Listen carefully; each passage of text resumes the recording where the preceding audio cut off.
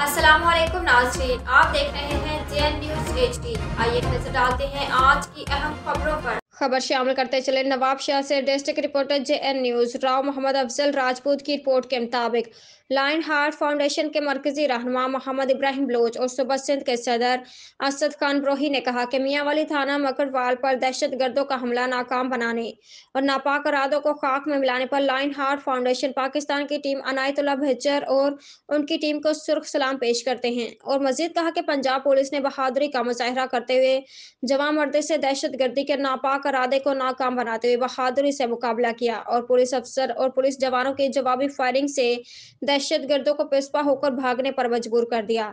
हमें अपने फोर्सेज के जवानों पर फख्र है। आज पंजाब पुलिस के जवानों ने दहशत गर्दों का हमला नाकाम बनाते हुए और उन्हें पिस्पा करके भगाकर पाकिस्तानी कौम का सर फख्र से बुलंद किया है।